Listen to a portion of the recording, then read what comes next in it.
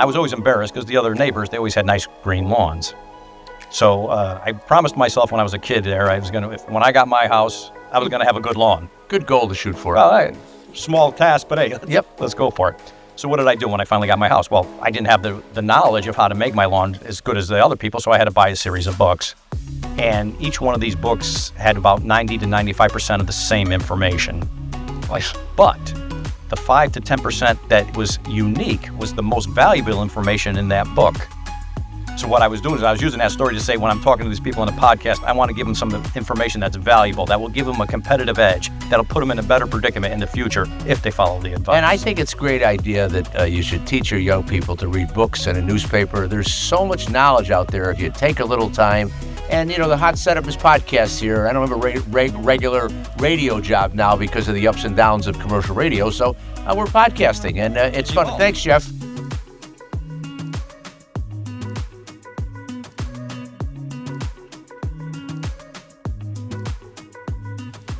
Hi, I'm Tom Hill from Strike Zone Studios up here in Wolcott, Connecticut.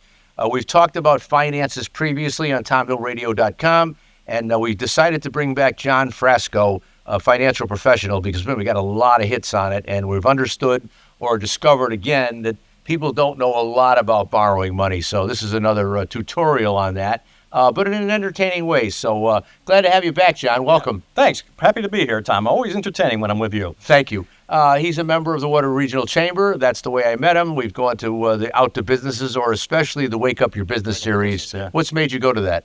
Well, it's good for networking. You meet other businesses. You meet other people in your field. You can ask information. You can ask advice. You can get referrals. Plus you make new friends and they support you. And it's always good to have support when you're an entrepreneur. Well, it's been good to meet you there, and we've taken it a couple notches up. We've had some referrals on financing. We've had some interesting discussions. You've come to some of our coffee meetings, etc. So I'm just coming back from Guilford. I went to the New Haven Middlesex Board of Realtors for a financing session on the Connecticut Green Bank, which is a government-sponsored state agency that's trying to enhance buildings that have trouble with, they're worn out, they need new HVAC, they're trying to encourage solar and all types of rehab to make buildings' life go longer, and to coordinate with banks and with folks that maybe don't have the greatest credit, but the buildings are worth fixing, so they find a way to help them. What were you working on this week that the audience might like? Actually, I had something rather unique. I had a client call me in that wanted a security-based loan. You don't really see too many of these. I hadn't seen them. Yeah, basically what it is you can borrow against your securities.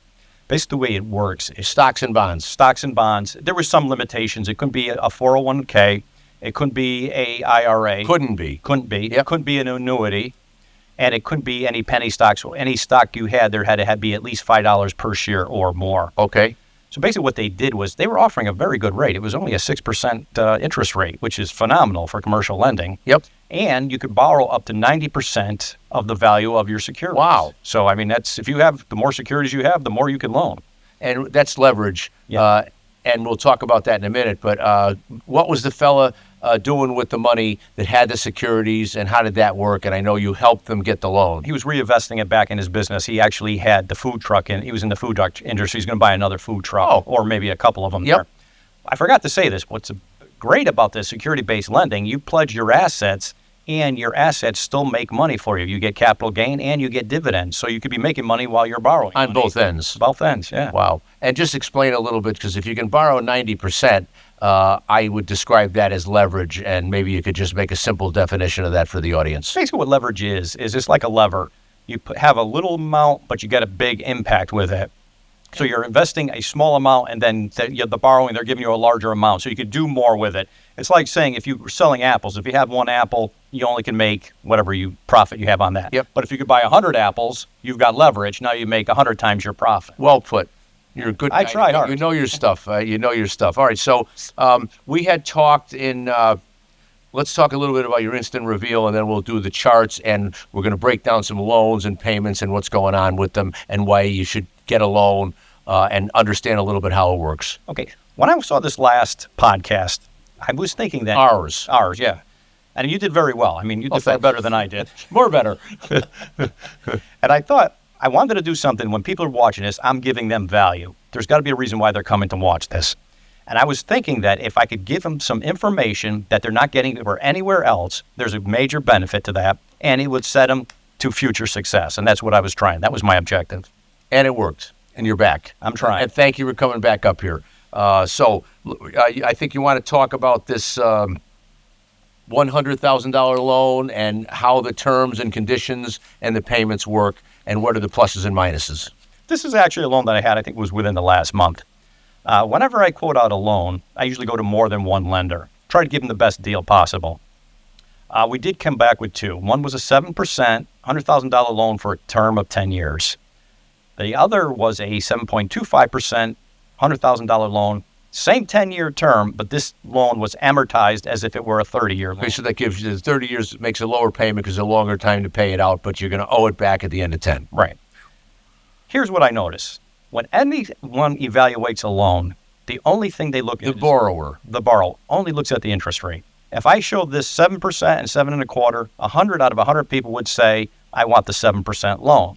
I think they're making a mistake. Here's why.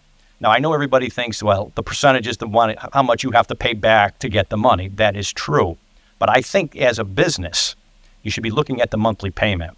Because the lower the monthly payment, the more solvent you'll be, the less trouble you'll get into the future, and the more money you can make. It's just easier to make the payment. Very much so.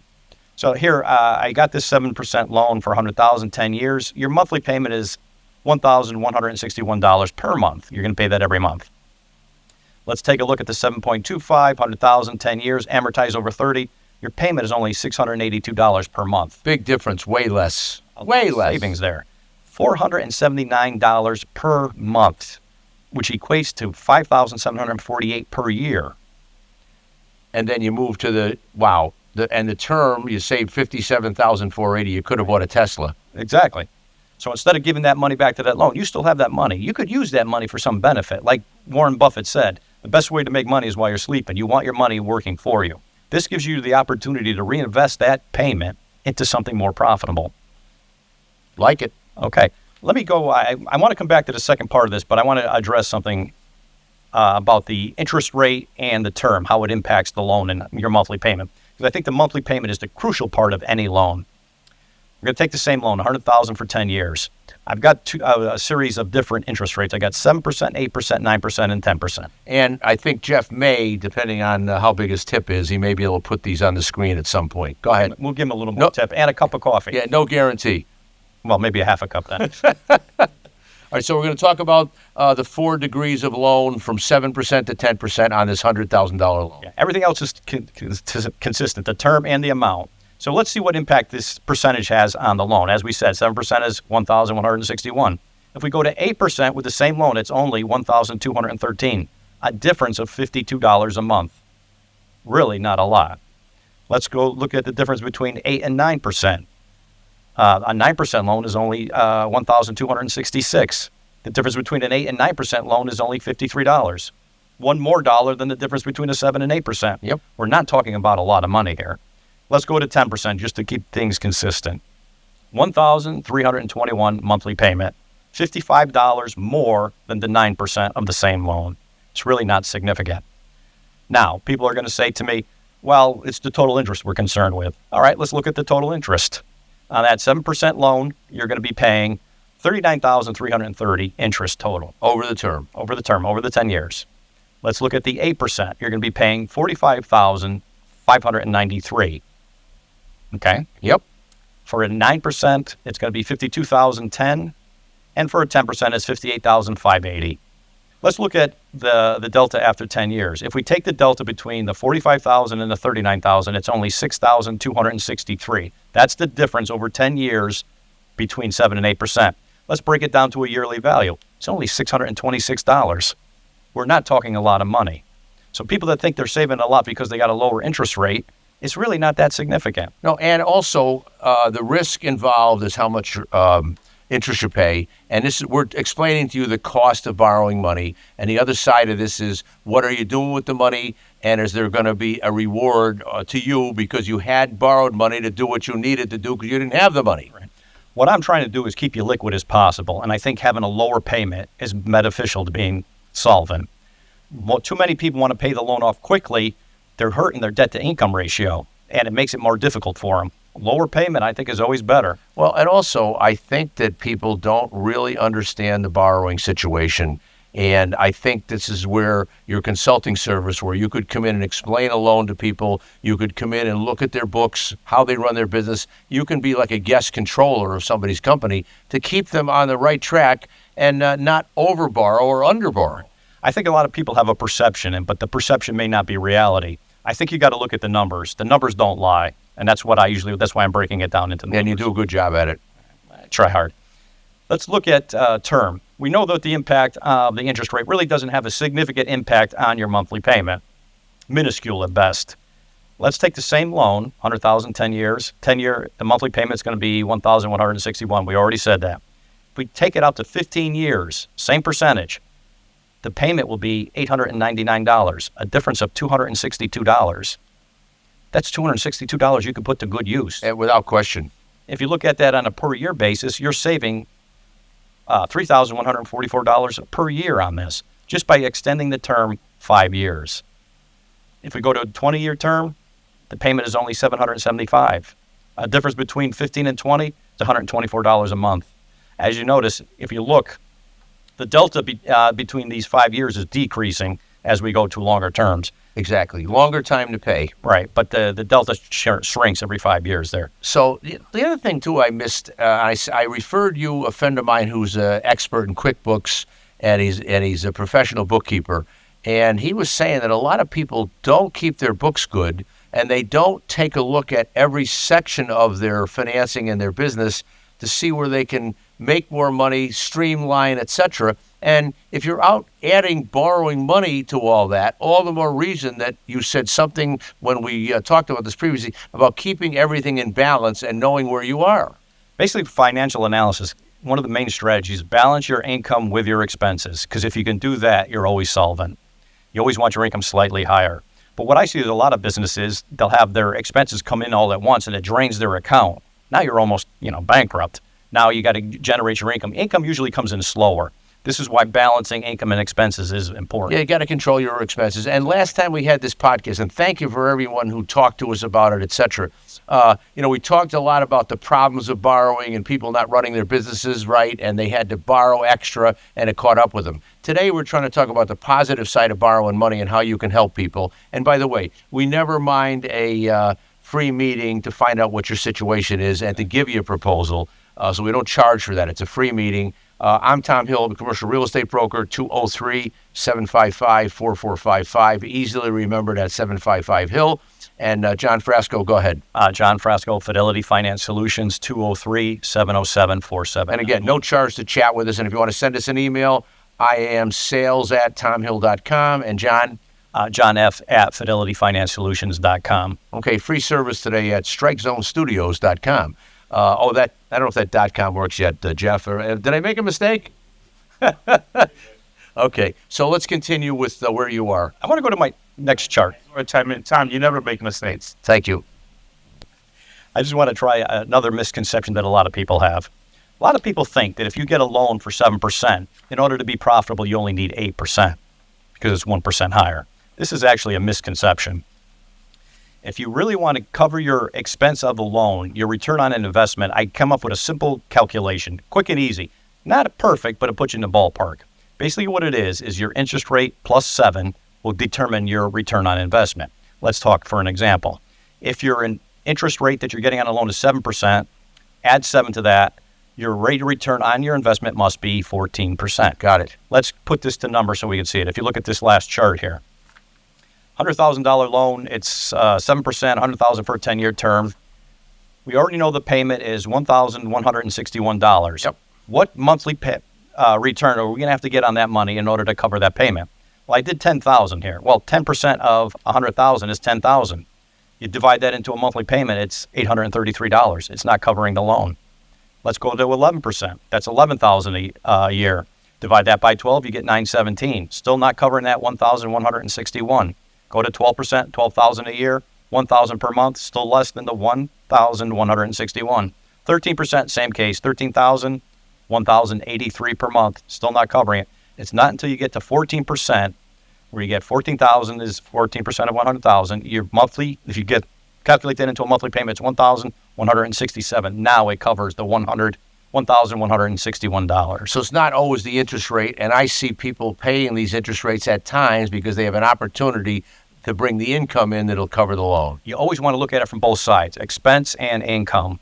I like this quick little device, add 7 to the interest rate. It's not perfect, but it gets you in the ballpark. A lot of people don't realize how much money they have to get on a return in order to make this worthwhile. Well, in investment real estate, we look at cap rates. Right. What's the return on the investment? And if it's not risky and the rents are enough, it's usually could be 5 or 6% might work. If it's not risky and there's a 10-year lease on there. But if you start getting properties that don't have 10-year leases, they have 2 or 3-year leases, or they have mom and pop tenants, the cap rate could be 10%. It's all what people want to charge for their money, or as investors in real estate, what kind of return they want on their money. Yeah, I think, John, I'm sorry to cut you off. I do have a question. Double it, or is this 7% on any percentage? What did you mean by that? Any interest rate plus 7. So if you had 3 plus 7 is 10, you got to get your return on investment has to be 10% or better. Okay, thank you for that clarity. All right, and this is good stuff because you don't want to. I see in commercial real estate, I can't believe the people that buy properties that should have never bought them. Yeah. They don't take into consideration they have to manage them, they have to manage tenants, they have to make sure the property is right so customers come into the tenants. And I mean, I know that one thing I like about you is you're looking for 3 loans and trying to steer people in the right direction, which is the point of this visit today. Well, I think this is a critical calculation because let's say you're buying a new backhoe, you're in a construction company. You got to know how much money do you have to make minimum in order to pay for it to cover the loan expense. Because if you don't, it's not worth it. And I think a lot of people, I need the backhoe, I'm going to go buy it. And then all of a sudden you've owned the thing for 6 months and you can't pay for it. Yeah. And they come looking for it. Exactly. All right, so I know you had 2 or 3 pages of show prep here. So are we enough on these situations to keep moving? I think we handled that, Jeff. Did I do a good job on that one? I am interested. There was an example you gave when you were talking about on step number 2. I interrupted you. So when you were going between the difference of the total interest you're going to pay at 7%, at 8%, 9%, 10%, you were trying to make a point and I interrupted you. I want to make sure I didn't miss it because you were going through the breakdown on step 2, on example number 2. All right. So if you look at that number 2 chart, you see the delta over 10 years. The first one was 6,263 for 8.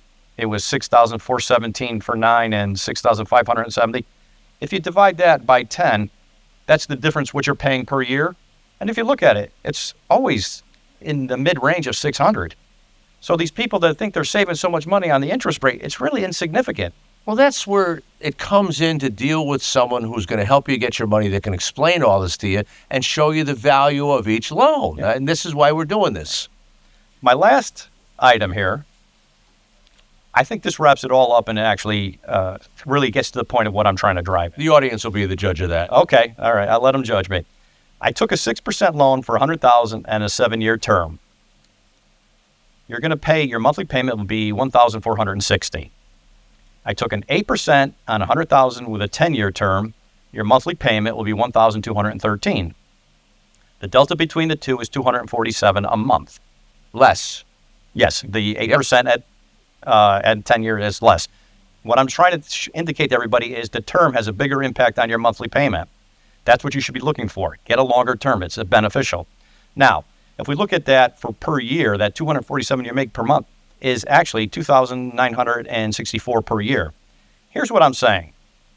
If we took that money and rolled it back into some type of investment, even if it's your own business, and made a 15% return over a 10-year time span, you could turn that $2,964 into $72,176.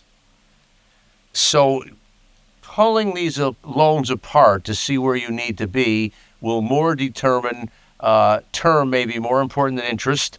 And Exactly. You can explain all this stuff. So, and I know it's TV, but we're trying to give you an idea of this guy's skill set and why I'm interested in always dealing with him. Let's look at this a little further. The total interest for that 6% loan for 7 years is $22,712. The total interest for the 8% loan for 10 years is $45,593. If you look over here, if we reinvested that almost $3,000 a month into something that is getting a return of 15%, whether it's your own business or some other financial instrument, you're making $72,000. You just made that savings into something profitable, and it more than covers the interest to the loan because it's only $45,000. Well, I said to my intern on the way back from Guilford from that Green Bank seminar, if you can learn about money and you don't mind working, you'll do very well for yourself. And if you really learn about money, like you said about Berkshire Hathaway fella, Warren Buffett, if you can learn to have your money working for you, hello. Yeah. There's something else here that I'm not saying. Let's look at the $22,000. If you're in a 21% tax bracket, you could deduct this from your income tax, right? So that's a savings of $4,770. If you look at the $45,000 in 21% tax bracket, you're saving $9,575. See, and that's where your accountant comes in, but you have to wait till tax time to understand this, whereas if somebody wanted to have you as a financial consultant to look at their books now and then and talk about what their loans are, it certainly could help you. And also, I forgot if we mentioned my friend who's the bookkeeper and certified by, he's your colleague now too, certified by QuickBooks.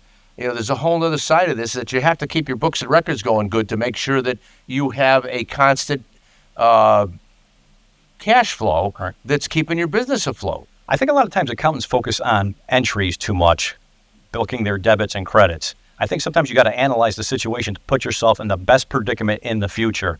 I've seen a lot of people when they get a loan, they're not thinking what's going to happen 5 or 10 years down the road. They're thinking, this is the predicament I'm in now. How do I just get out of this predicament? I think by using a little of this strategy, long term, you're far better off. If you have cash flows that you can determine are going to come in, and you have an idea of what your business is doing and what the revenues are as well. Yeah, if you keep your debt ratio as low as possible, you're always going to be positive. That's true. It's a benefit. I mean, an accountant looks and says, this goes here, this goes there, but they're not analyzing it and thinking, where's the best strategy? Maybe not all of them, but I mean, right. Some are business advisors, but we're talking more of you being a business and a financial advisor here and helping people get a loan they can live with that should be satisfactory to them. Put them in a better position in the future. A lot of people just roll their loans over, get one, get another one. I think you should look for some type of benefit. If you get a loan today, it should put you in some better predicament in the future for your financial status. Or why get it? Why get it? Because you're going in the wrong direction. And what about the saying that if you can last in business 5 years, you've made it? That's general, but I've seen, look at Bridgeport Machine. They went under after how many years? I mean, you're better off, but it's not a full total idea that if you made 5, you're going to make it forever. So financial oversight of your business in every angle is an ongoing chore. Exactly. You always got to watch it. Or opportunity. It's an opportunity. Yeah, definitely an opportunity. Yeah, because you want to stay in business. All right, so let's go down. You got a lot more to say today with your list and things that you wanted to bring up this time, and we just did the instant reveal. Did you do the grass story, or did we? We skipped over that one. That grass story got mowed out. All right, so where do you want to go from here? That was a good story. All right, here we go. You want to do the grass? That was a great example. Go ahead. You want to hear the grass? Yeah, mow it up. Mow it up? All right. Growing up, I used the grass story because where value is.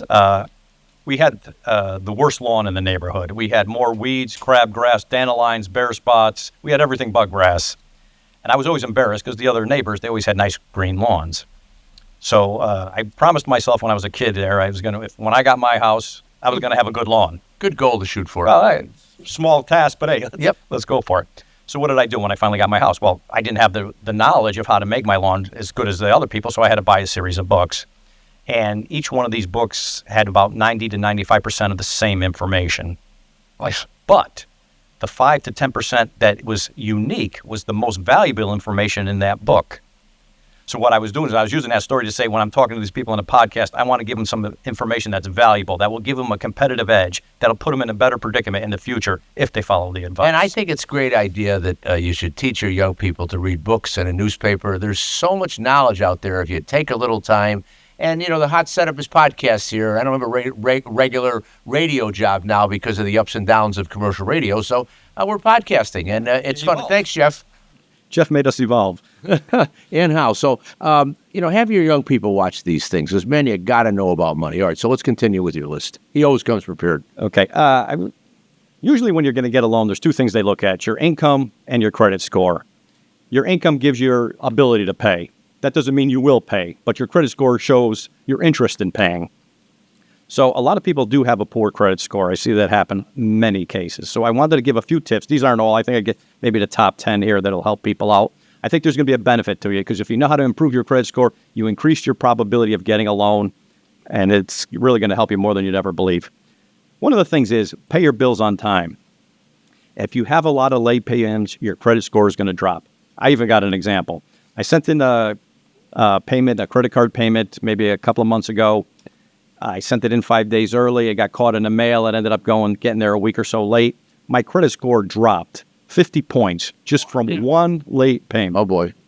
So, I mean, it does have a significant impact. So definitely pay your bills on time, if not early, if you can, on a safeguard. And you do sign in the loan documents that you will pay as agreed. And by the way, I'm a advisory board of the Ives Bank, and I've been on that 25 years, learned a lot there. But you're signing something that says you will pay as agreed, and you got to pay on time. Otherwise, you heard the story. The 50-point drop is a lot for one late payment. It is. But that's the reality. So continue. Imagine if you had another problem, it's down another 50. Exactly. All right. Keep your credit utilization low. Usually, you only want to use about 30% of the credit that's available to you. Let's talk this in numbers. If you have $1,000, you don't want to go over $300. Ideally, the ideal situation is if you can pay off your balance in full every month. That will give you the highest credit rating. And then you have no debt. Yeah, then you don't have any But debt. when you go to borrow a loan and you're smart about it, then you get a better interest rate, better terms, and more choices of who to borrow from, correct? Exactly. There's something else here. A lot of people have multiple credit cards. That's another hazard. You're reading my mind. Yeah, if you have too many credit cards, it's considered more risky. Maybe not in reality, but they perceive that you're going to be more risky. So it's better to have one credit card with a large available balance than many with a smaller one. And why do you think people, what has been the answer when you were looking at a loan from somebody and they had a lot of credit cards? Did they ever tell you why? Well, a lot of times it's interest-free for 6 months. Oh, that sounds good. Let's get that credit card. Now you're in with that bank and you got a credit card. Nobody wants to give up any credit, right? So now someone else offers it. Okay, let's get another free one, or this has a lower rate. Let's take that one. They keep all of their credit cards. They're accumulating credit cards, which is, in a way, accumulating risk as well. Well, again, I think this boils down to, with these people with the credit cards, how well do you know about the management of money? And how well do you know the system? And you're opening us up today to the system and what's going on out there. Let me give you a little something that a lot of people don't know about credit cards. And I had this mistake for a long time. You get a 30-day grace period in most cases, or 28, something like that. Let's just say 30 to keep numbers right. As long as you pay that balance, you're not going to pay interest. If you even carry $1 to the next month, you're going to be paying interest. But it's not just on that $1. It's including all the purchases you made that next month as well. A lot of people think, well, I just made it. I got another 30 days. No. Once you violate that 30 days and you're carrying a balance, then everything counts as Exactly. They're there to make money. Exactly. So, I mean, that one even I got fooled on. And again, parents, have your kids watch this stuff if they could sit there through us for this time. But, knowing about money, and I think it's going to get worse and worse. It's really a financial world. It is. I think you got to know how to manage debt, and you got to know how to manage cash flow. I also think, although it's not told, people should know a little more about investing. I mean, this guy that I told you about, he's getting a security-based loan. He's got a very favorable status on that. He's got a good loan, good rate, and he's making money while he's getting the loan. That's the best way to go. How sweet is that? All right. Here's something else I wanted to discuss. Check your credit report. There are errors. A lot of times it's not accurate information, and some of this bad information could really hurt you. Happened to me, too. They had a bank. I was applying for a loan. I think it was when I was getting a mortgage. They said, did you get a car repossessed through some bank? I don't want to mention the bank. And I said, no, I never got a car loan from them. I've never had a loan from them. I've never had an account for them. As a matter of fact, I never even walked in that bank or talked to anyone within the bank. So very detailed. Never happened. So then they went and checked, and they found out, yeah, it was an error. I strongly suggest that everybody, in the last podcast, I said, go on to Experian, get your free credit card, look through it, and see if there are any errors. It does happen from time to time. Get them corrected as fast as possible, or definitely get them corrected before you're applying for a loan. Now, there's a few other things you could do. If you get identity theft protection, like Aura, Lifeguard, or things like that, they'll give you a credit report. Is LifeLock one? Yes, LifeLock. What did I say? Lifeguard. Lifeguard. I was thinking about the beach. Help! I'm drowning. Send the lifeguard. They will give you a free credit report, and it's part of their identity. They're also checking to see if there's fraudulent charges on your credit card, so that's a good thing to have. I would say so, yes, because there's a lot of fraudsters out there. I think I saw a story in the Waterbury paper, repam.com this morning, that they caught this drug dealer with 38 bags of heroin, a fancy gun, a lot of pills, a lot of marijuana, and 38 or 50 stolen credit cards. Yeah. Hello? Yeah. There's credit card theft is big. I rented a car once. I got into an accident. I rented a car with a credit card. By the time I got home, they were calling me saying there was a fraudulent charge against the credit card. They were calling me to verify if I made it or not. I mean, that was 10, 15 minutes. They didn't waste time at all. No, they started spending them up like crazy. All right, let's continue. Let's see. Tom Hill, commercial real estate broker, commercial broker, 40 years. And also John Frasco, Fidelity, a great lender and consultant. Yes. Another thing, if you do have bad credit, if you want to get it reestablished, one thing you could do is get a secured credit card. Basically, all it is you're going to put a balance on it, maybe $500 to $1,000, and then when you pay, when you could use it until the $5. So you're buying your own credit. You're buying your credit. It's a good way to establish credit, especially if it's bad. And, you know, when we went to the SIOR convention or conference in Nashville a few years ago, Society of Industrial and Office Realtors, nobody in this giant food mall would take anything but credit cards. Exactly. They did not take cash. Now today, I think the only places that take cash are grocery stores and package stores. Yeah. I'm noticing that too. Everywhere you go, everybody's using their debit or credit card. It's phenomenal. Money's almost out of the system. All right, another thing that you could do is... Well, just quickly say, I like using cash. It's way simpler and no bookkeeping.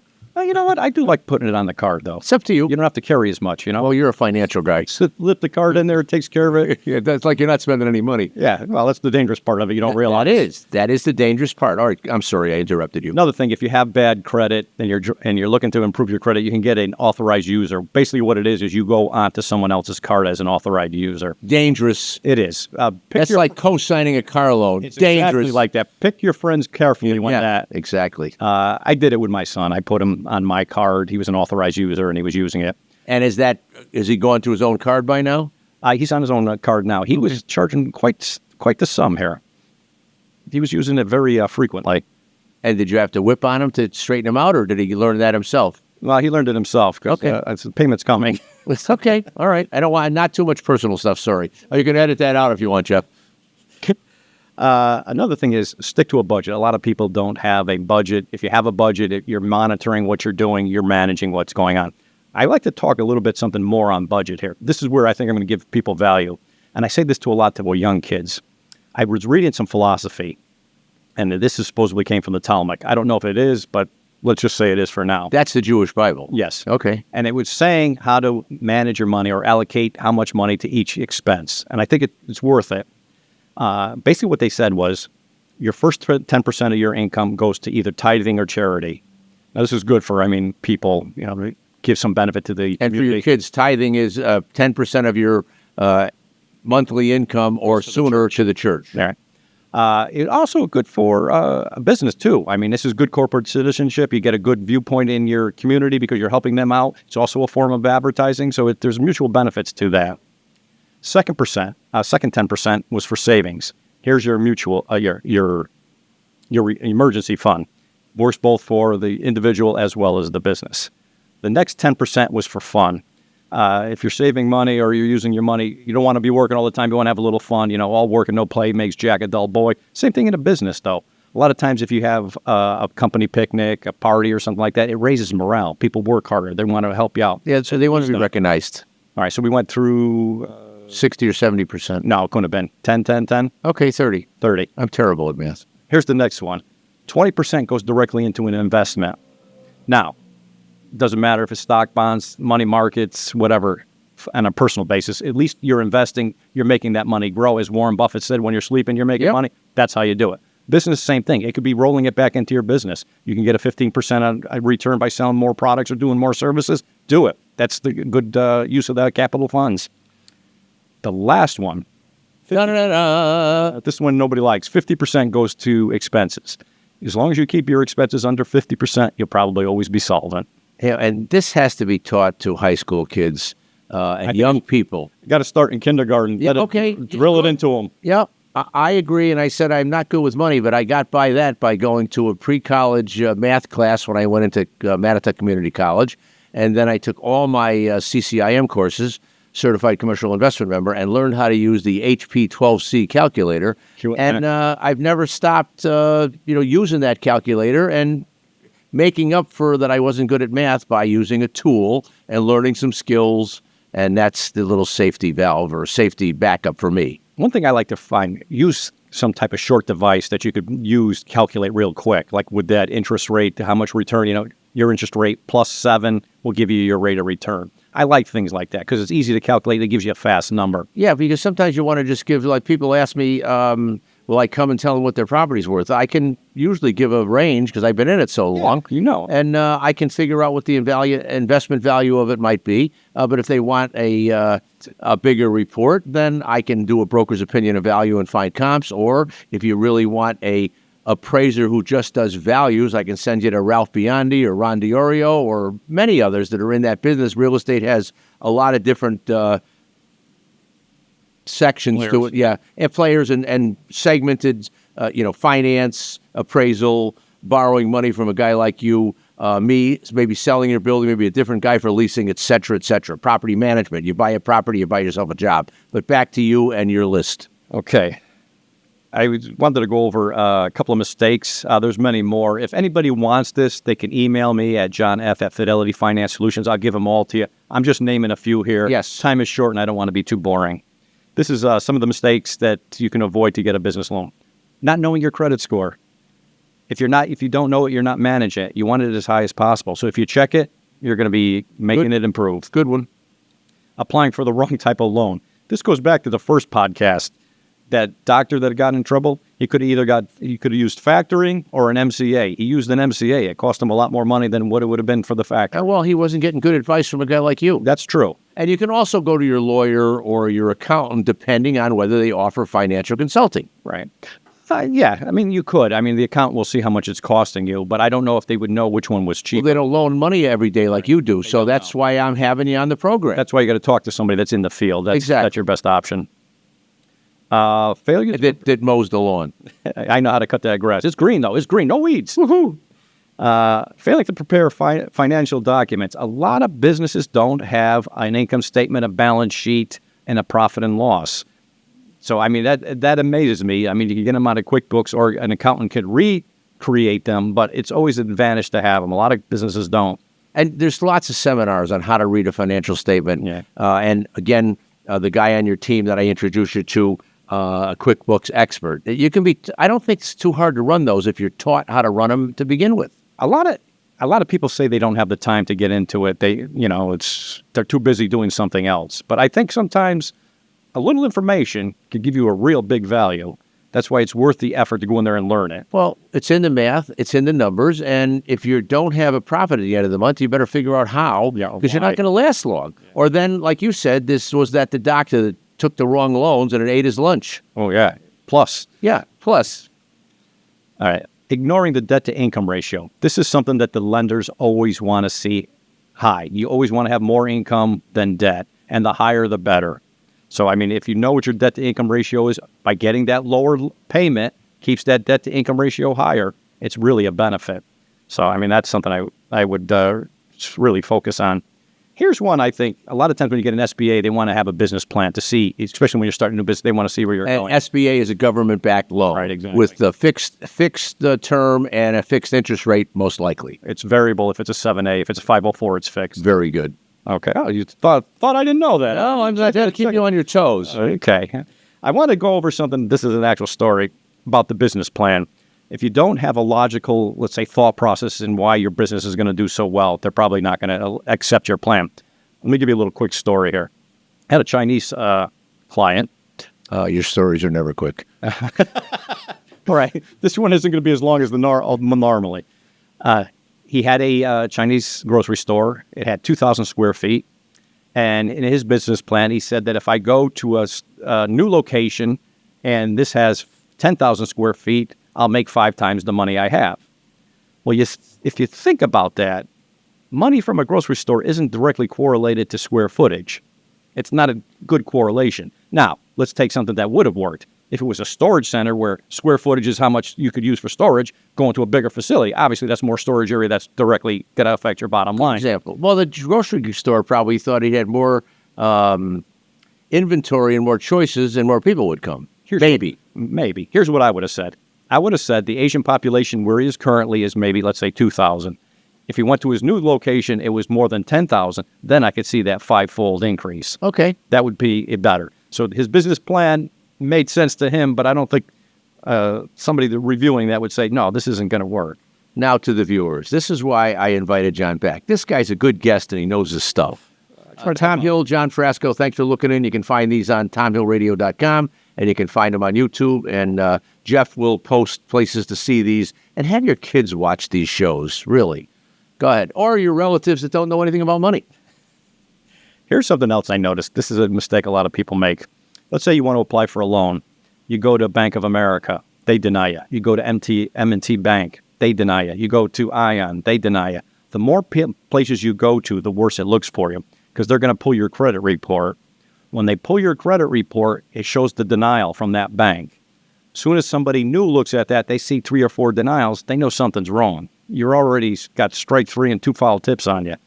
So, I mean, if you get denied on one, better to go to a broker and go to the private lender section. You got a better chance of getting the loan. There's something else I want to discuss on this. There's 2 kinds of credit pulls. There's a soft pull and a hard pull. Soft pull is better because it's just a summary of your credit report. When you actually go for the loan, they're going to do a hard pull. The hard pull is so extensive, it shows all the credit that you've ever had or way back when, too. Well, to be honest with you, if you were in first grade and borrowed money from some of your friends, I'm sure it would be on that report. I honestly believe it's a hard pull. It is. It's a hard pull. Deep.